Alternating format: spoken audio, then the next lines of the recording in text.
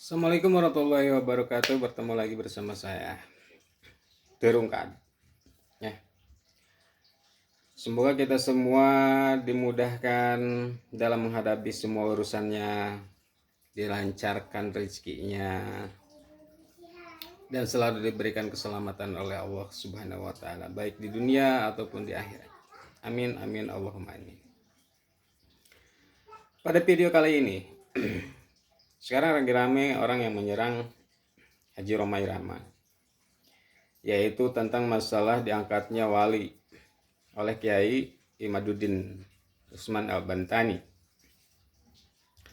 Nah, bagi kalian Idrus Romli, Jaini, terus lagi Gus Wapi, ya, maka saya katakan Anda itu adalah waliullah. Saya katakan Anda itu waliullah. Kenapa? Atas dasar apa saya bicara?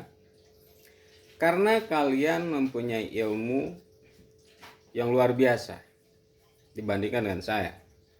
Saya nggak punya ilmu apa-apa, cuman bisa baca Bismillah sama Fatihah. Sholat aja kadang nggak bener. Maka atas dasar itulah, atas dasar keilmuan yang kalian miliki inilah, maka saya menyatakan bahwa Anda itu adalah waliullah. Gus Jaini, Gus Wapi, Idrus Romli, siapapun itu. Maka saya berkata seperti demikian. Selama dari makhluk Allah yang bernama manusia bisa berbicara, maka itu adalah ucapan Allah. Ya, ucapan Allah. Baik dan buruknya ucapanmu sama, itu adalah milik Allah.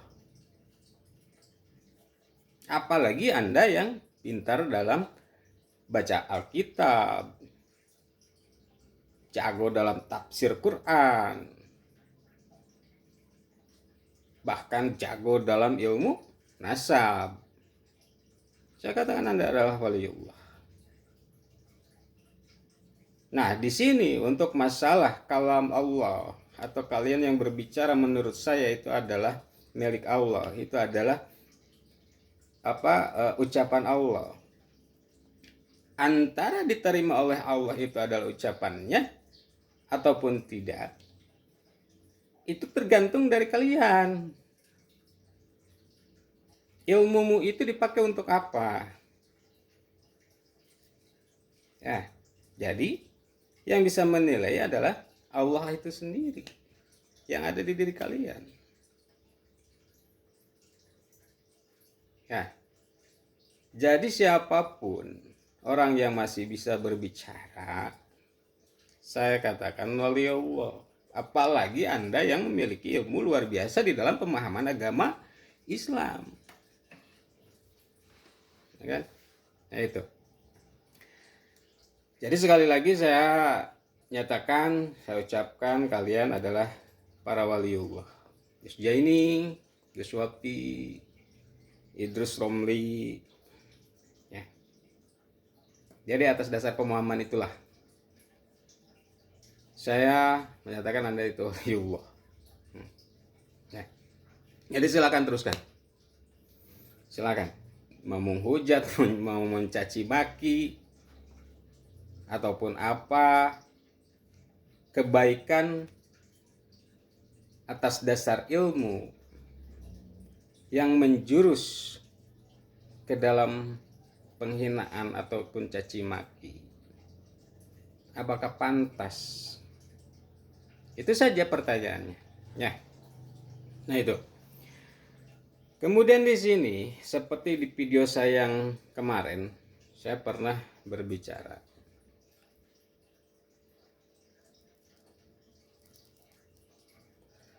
tentang masalah kemuliaan Nabi Muhammad SAW.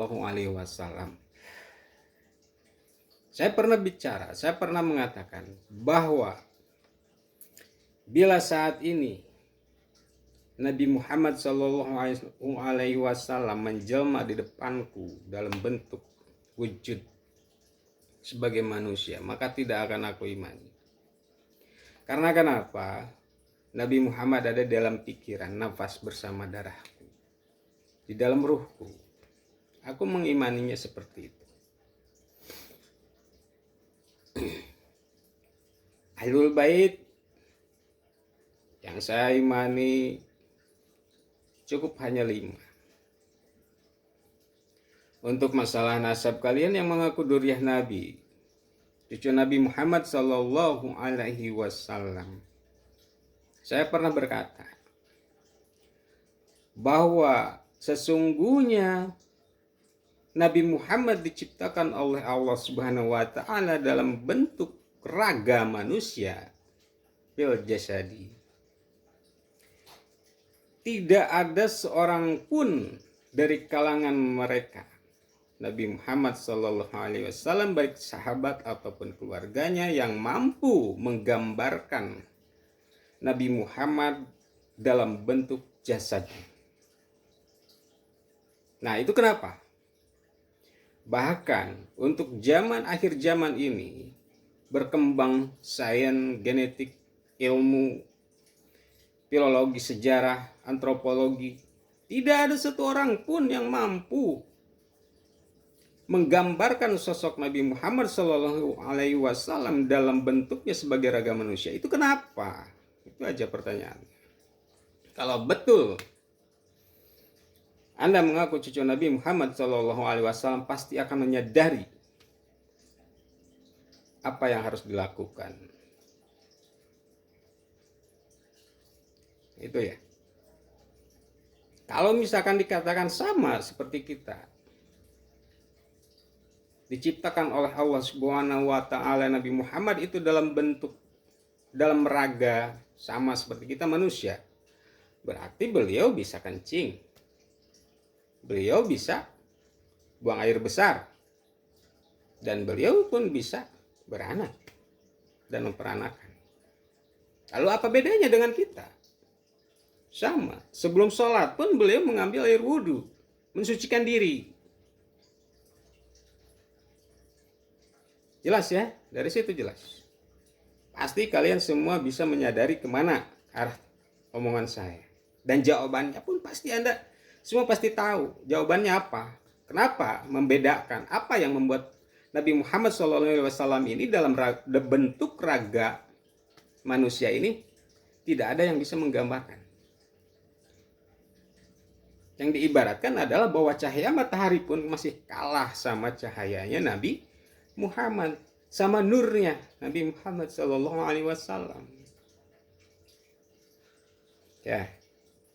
Jadi kalau Anda ada yang mengaku dzurriyyah Rasulullah, keturunan Nabi Muhammad SAW, tunjukkan, tidak perlu dengan ilmu. Nah, kembali lagi tentang masalah Nabi Muhammad adalah tentang masalah ilmu.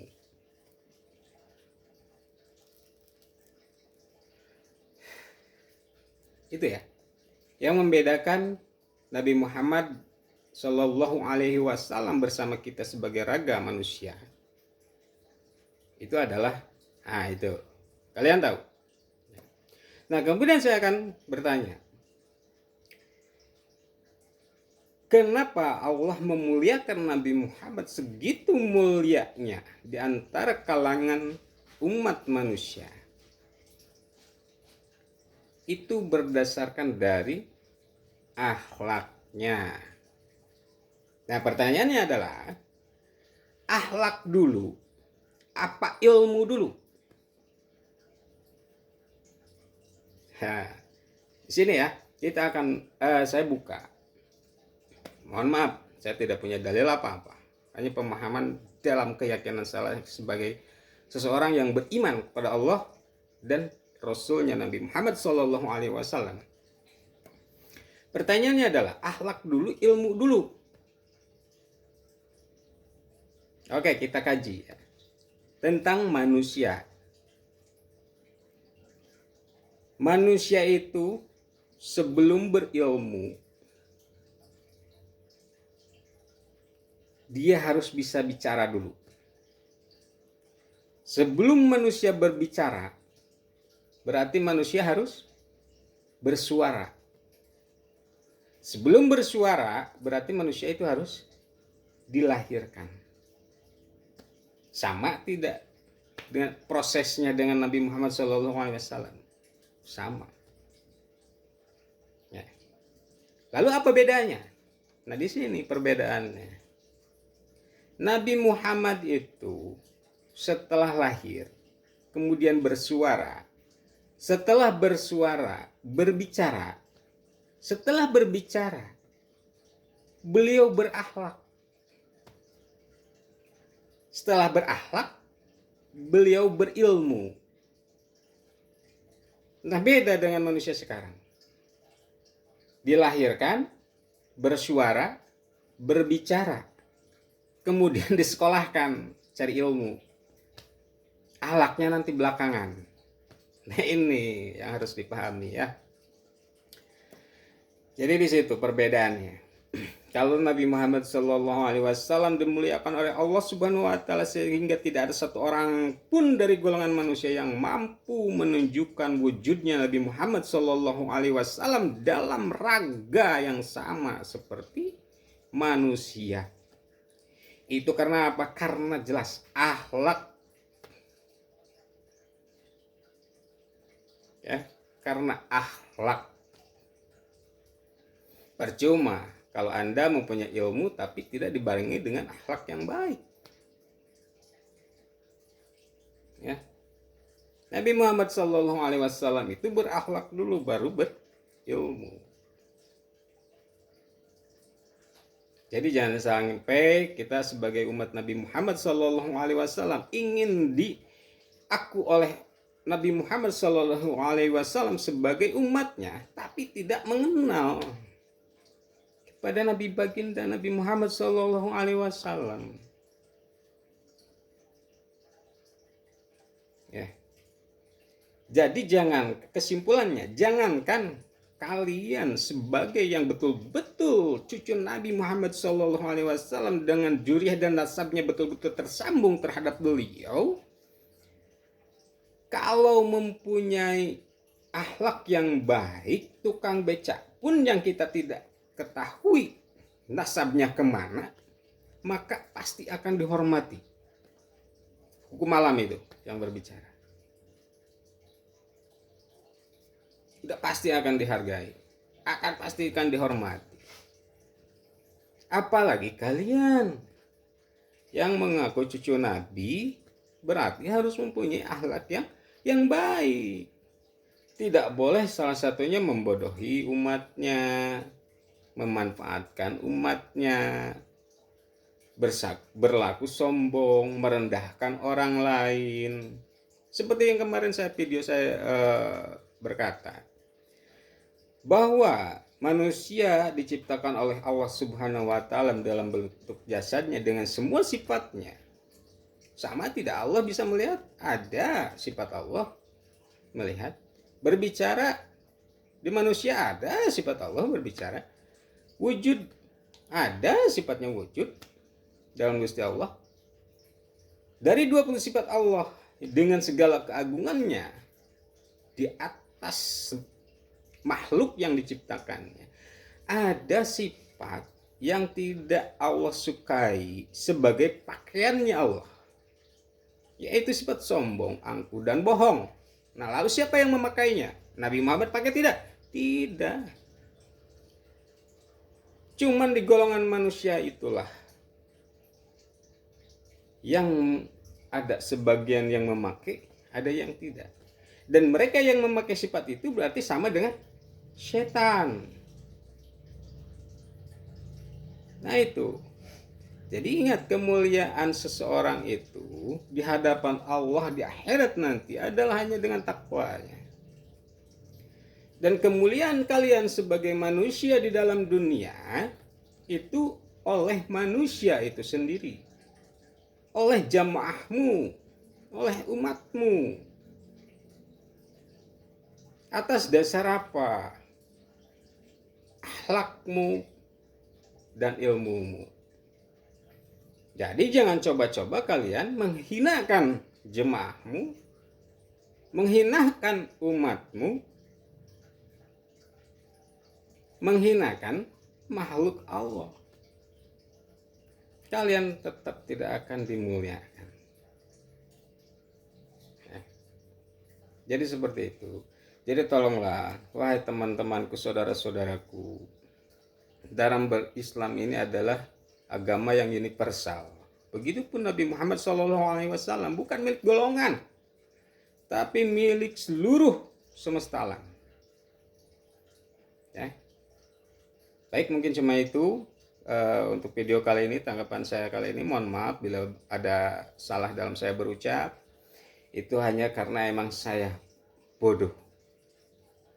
Terima kasih, mudah-mudahan ini bermanfaat. Assalamualaikum warahmatullahi wabarakatuh.